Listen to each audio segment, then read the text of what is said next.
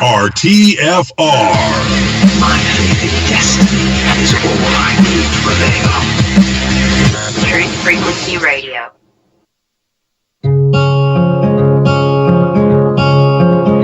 I've been waiting for this moment since my first breath in. Never would have thought I'd be afraid to begin, but here I am, the edge of the water, wondering if I can swim.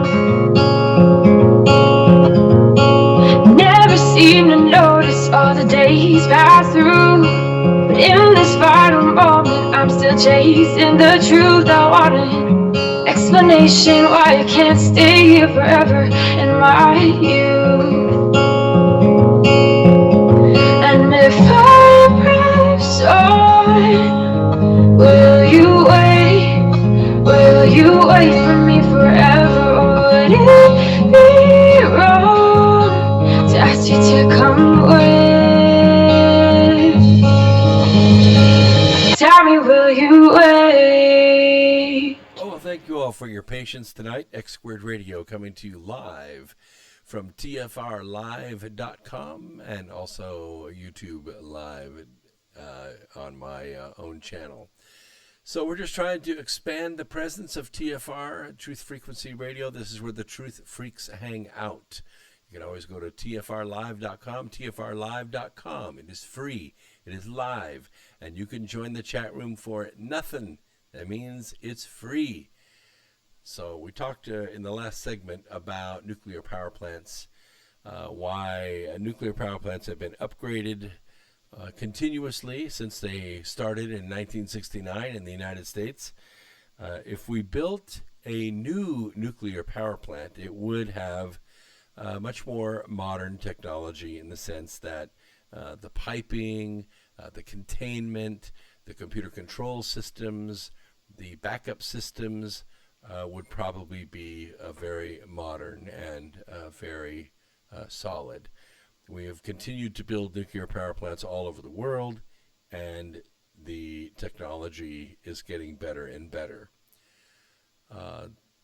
We do take some energy to stock them because we have to mine the uranium. We have to enrich it, turn it into enough fuel grade fuel to be able to go into the power plants. To tell you the truth, it's much cheaper to convert weapons grade material into fuel for power plants than it is to mine it and process it and get it ready for nuclear power plants. So a lot of different kinds of technologies out there, pellets and different containment systems, different reactor control systems. And we've had a chance to experiment with which ones work the best. I think the Watts Bar facility does a great job. And I've done camped at Camp Buck Tom's, which is in the same lake water that the Watts Bar system runs with, and it's perfectly fine. They do a wonderful job with that. Duke Energy is not far from where I live right now, and they do a fine job as well.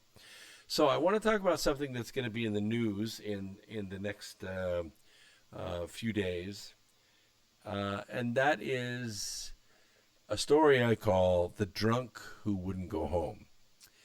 Everyone has met someone like Robert Mueller. He's the guest who won't leave the party. You first notice him as an awkward presence, gradually eroding the pleasant ambiance by hovering silently at the edge of the festivities. Then, after he's had a couple of drinks, he begins to insert himself into random conversations with solipsistic non-sequiturs. At length, after everyone else has contrived to leave early, you discover that he's too drunk to drive, even if he could find his keys. You call him a cab, but he misses it, and you find him asleep in your front yard the next day. This is what it's like to get rid of someone like Bob Mueller. It's been 2 months since he closed the Special Investigator's Office. It's been 9 months since he actually went to work, opting to let Weissman write the report and keep the ridiculous Trump investigation open a year after no evidence was found. Now he has hung around long enough that Congressman Nadlis, his name is actually Nadlis, has no choice but to subpoena him to testify for one last chance to impeach the president. Why do I call him Nadlis? Because he purposefully called Hope Hicks Ms. Lewandowski in the closed-door hearings while other congressmen took and posted photos of her on their social media of her testifying. By the way, that's a federal crime, but no one will prosecute Democrats. Moreover, a solid majority of the voters want Nadlis, Schiff for Brains, and their accomplices to move on from their interminable investigations and get to work on something actually useful. 63% of respondents said the investigations into Trump are hurting the country, while 58% said it's time for Congress to turn the page. Now, they've made a fatal mistake in their drunken rage. They have made a seriously unwise move, and you're going to find out about it on the 17th. Nadlis and Schiff for Brains are hauling Mueller, the drunk that won't go home, before the House Judiciary and Intelligence Committees. This is a mortal mistake for the Democrats. You see, those committees contain Republicans who have been sharpening their knives to ask Mueller questions about the oddly selective manner in which he pursued evidence and why he packed his team with overt Clinton partisans. They will ask why, after it was quickly evident that the FISA court had been defrauded, that neither the FISA judges nor the FBI nor the DOJ leadership that submitted the knowingly fraudulent Clinton-paid-for British and Russian rag to the court as evidence to authorize wiretapping of the president's phone. Mr. Mueller can't refuse to answer questions about the FISA application. He could take the fifth, I suppose. He could pull a Comey and say, I'm not going to answer that. I can tell you right now that Republicans are going to ask those questions.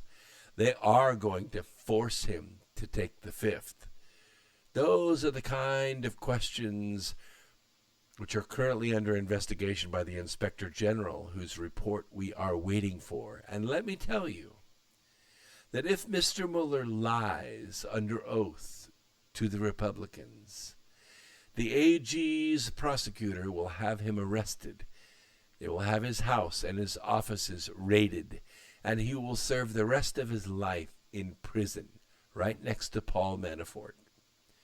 Democrats may have sealed their doom with this insanely stupid stunt.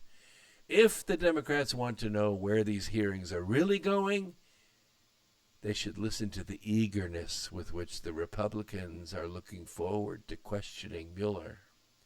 They would do well to heed the warning offered by Mark Meadows, and I quote, "This is the Democrats trying to resurrect a Russian collusion narrative that the American people are tired of, and yet Mr. Mueller has not been subject to cross-examination. He will be now." Likewise, Lindsey Graham predicts, and I quote, "This will blow up in their faces. The conclusions can't change. There's no collusion. That's what the whole thing was about to begin with." Mueller should be asked about Team Mueller's investigative statistics. 2,000 grand jury subpoenas, 500 search and seizure warrants, 230 orders for communications records, 50 pen register orders, 13 requests to foreign governments, and interviews of approximately 500 witnesses, including almost 80 before the grand jury. After reading each statistic, the questioner should ask whether the White House or anyone acting on its behalf opposed or attempted to block that effort. For example, as to the 500 grand jury subpoenas, did the Trump administration either assert executive privilege or move to quash A single one? No. Was executive privilege asserted in regard to any of the 500 witnesses? No. Did the White House produce over 1 million documents? Did it assert executive privilege or attempt to withhold any document requested? No. Since the answer to these questions are a matter of public record and favorable to the president, Mueller will have a difficult time evading truthful and helpful responses. And my prediction is, he won't evade the question. Bob Mueller is the Beltway counterpart of the drunk who wouldn't leave the party. And like that feckless character, he has nothing to offer those who invited him to the soiree, yet doesn't have enough sense to know it. In the Nadlis and Schiff for Brains hearings, he will bore everyone with self-aggrandizing sermons that are going to irritate his hosts and frustrate their guests in the press gallery and bore the public. He will, in a word, filibuster. Democrats will get nothing useful, but the Republicans, they're going to get everything they wanted. The drunk will show up drunk and tell everything he knows about the Clinton crime syndicate, unless the Clintons get to him first. So I got an interesting story. It's not my usual kind of story, but I think I'll wrap up with it. It's the secret life of escort driving. It's an interesting story. I think you'll like it. It's from a psychologist. Here it goes. "Are you stripping?" my girlfriend asked me. She stared at the money clip I'd thrown on her coffee table. A crisp $50 bill was folded underneath the clasp. "What are you talking about?" I asked, aiming for casual but sounding guilty. "Well, something is going on," she said. "Even when you're here, you're not here. The earliest you show up is midnight. You never used to have money. Now you have big bills on you all the time. Where'd you get that 50? At ATMs? I mean, they don't give out 50s. "This is the craziest thing you've ever asked me," I told her to avoid answering. "In my 20s, I was sure that relationships were basically traps. Secrets had to be kept, otherwise you'd wind up exposed, looking weak." "Whatever," she said, lighting a Marlboro cigarette. "All I know is something is going on." And she was right. The next night, I was in my Hyundai Accent at 2:30 in the morning, sitting in the middle of Ralph's parking lot somewhere in Orange County, California. I was a 25-year-old straight Jewish college graduate from a good family waiting for a hooker. And I wasn't even the one getting laid. I was, however, getting paid. The hooker was 15 minutes late, leaving our third stop of the night, so I was exhausted. I spaced out on yellow lines and orphaned shopping carts, then stared at my cell phone in my hand, willing it to ring. It was 2:30 a.m. now, hour and a half from here back to the valley. I wasn't getting to bed until at least 5, and then the cell phone rang. "Another hour," said Chrissy, then hung up. Crap. I flipped through radio stations and chose One by One by the Foo Fighters over a guy talking about local boxing. What was I going to do here? The simple answer was I had credit card debt and rent to pay. I'd responded to an ad in the LA Weekly that read, "Only drivers needed." I was qualified. I called the number, and a woman answered with a voice that sounded like candy apple drenched in syrup. Hi, I'm calling about the ad," I had asked. "Well, this is Shayna, and what I do is I come over, and you get comfortable, and I get comfortable, and then we take it from there." It just said drivers needed. Give me your number. He'll call you back. A few days later, I met Troy at a Half Moon booth at Denny's. He slid out a piece of paper that had small circles inside bigger circles. These are the zones, he told me. The further the zone, the more you make. I nodded, nervous. Is driving hookers? Female escorts, said Troy. Female escorts, whatever. Is it legal? I whispered. You don't break the first rule of Fight Club. You don't ask Cyrano about the size of his nose. Apparently, you didn't ask if driving prostitutes around L.A. was illegal. Well, if you're giving a girl a lift to someplace she's asked you to take her, Troy said, you're going to walk with $300 a night. Can you do that? I did. For 2 years, I lived in the West Coast darkness. I spent most nights with other drivers and escorts waiting in our Van Nuys office for a phone call to take us on the road to guys who perused L.A. Weekly like it was Chinese takeout. I was finally able to pay my $600 a month rent, but I was lonely and numb, doing a job and living a life I told no one about. You will get cuffed at some point, my fellow driver, Ross warned as he flossed in the bathroom mirror. No big deal. I'll tell you what to say. Cops are nothing to worry about. It's Troy you gotta look out for. Dude is paranoid. Thinks we're gonna form like a coup or something. You know what a coup d'etat is? Ross asked Chrissy. Yeah, she said. It means no worries, from the Lion King. A week later, Ross's prediction came true. I dropped Chrissy off and waited in the parking lot of 7-Eleven. Minutes later, a cop knocked on my window asking me to step out of the car and turn around.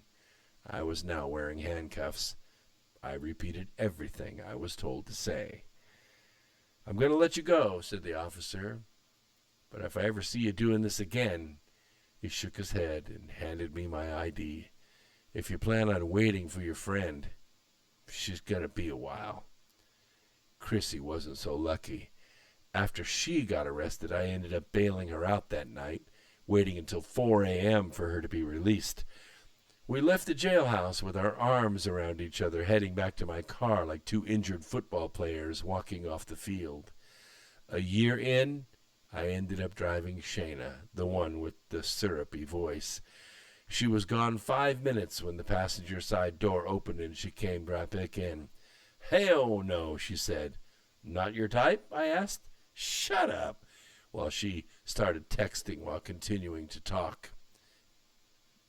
Other details about this I don't want to go into right now, but didn't he say he was looking for a girlfriend experience? I asked Shayna. Exactly, she said. Be man enough to say what you want. Don't hide it. You want this, tell me what you want. So you're not angry about it, the lie. It's about the lie, right? Well, duh, said Shayna. Let's go. I want cheese fries. Then as quickly as it began, it ended. Troy disappeared. He said he had to go out of town for some family business and was going to shut the office down temporarily. But we never heard back from Troy, and the Van Nuys office never reopened. I had heard from Ross that a couple of the girls had gone off on their own, relying on regulars. But other than that, we were done. Be safe, brother, and call me if you need anything, Ross said as we hung up the phone. There was only one thing I could think to say back, only one phrase that seemed to mean anything at that moment. Thank you, I told him. 10 years later, I was a grad student for psychotherapy, studying Carl Jung's idea that there is a darker part of us, more hidden and lesser known, living in the shadows. Jung believed that, as overwhelming as it may seem, we may need to explore this darker part of ourselves if we are ever going to live the lives that we desire. I learned from experience that this wasn't just a theory. The San Fernando Valley was dark and hidden in the shadows, as I needed to be. It was also during grad school that I went on a first date. A few drinks in, the woman I was with flashed a mischievous smile. "Let's play a game," she said. "You tell me something about yourself, and I'd have to guess whether it's true or not." Well, right away, Ross, Chrissy, Troy, and Syrupy Shayna popped into my head. It was as if they were all in the room for a moment, making sure I didn't miss this opportunity. "I got it," I said, smiling back into the blue eyes of my future wife. "When I was 25 years old, my job was driving female escorts around Los Angeles." She pondered as she took a drink from her beer. "No way that's true," she said. "Totally. 100% true," I bragged back. "Wait, what?" she laughed. "That's true? If that's true, I want to hear the whole story." "Oh, I'll tell you the story. I'll tell you the whole truth," I promised. And I did. These days, I find myself telling my younger male patients to lead the least secretive life you can. I know now that relationships don't trap us. We do it to ourselves. And discovering, knowing, and ultimately sharing our truth is the only way out.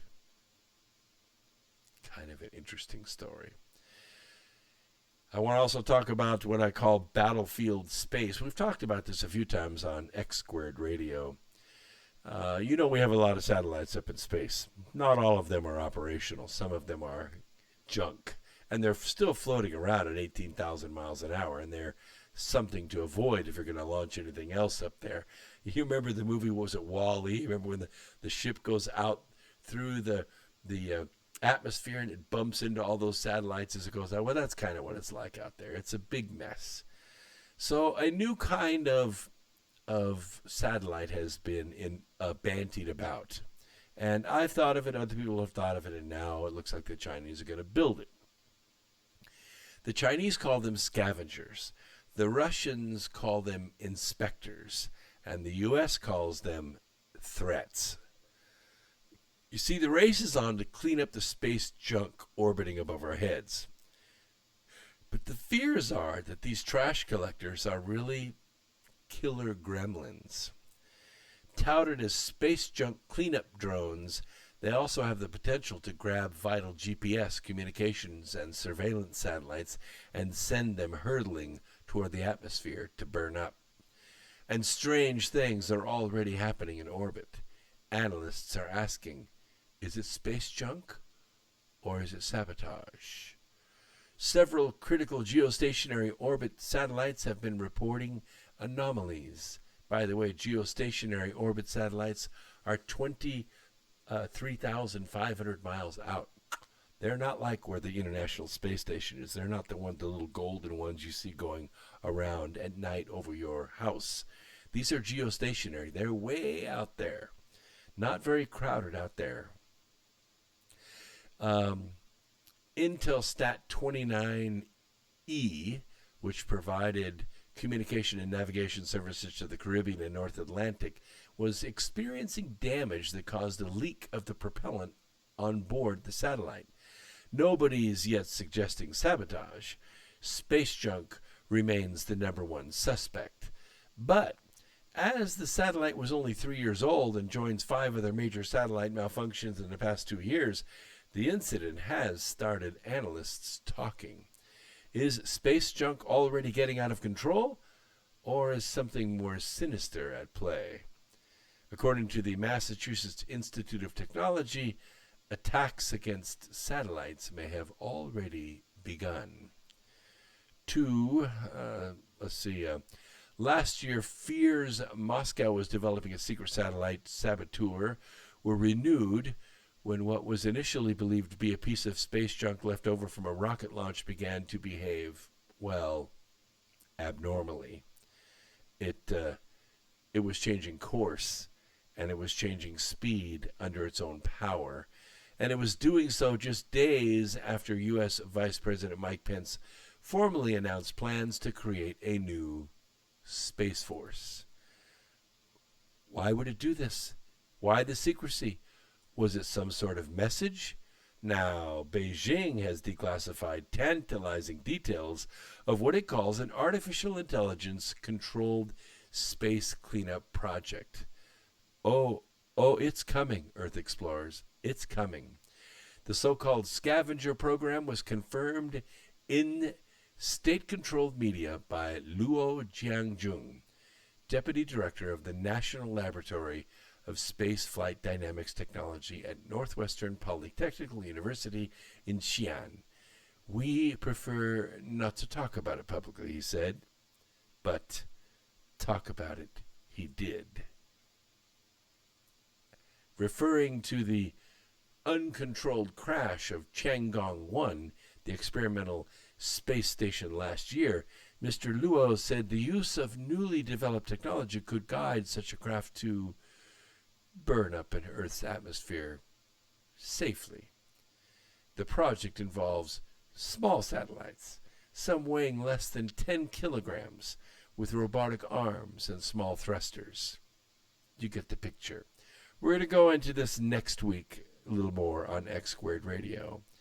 This is Brooks Agnew with X Squared Radio, asking you to go out and look for the good in others every single day and help it to grow, and before long, you will have saved the planet. Go and do, Earth Explorers. Peace. We'll see you next time.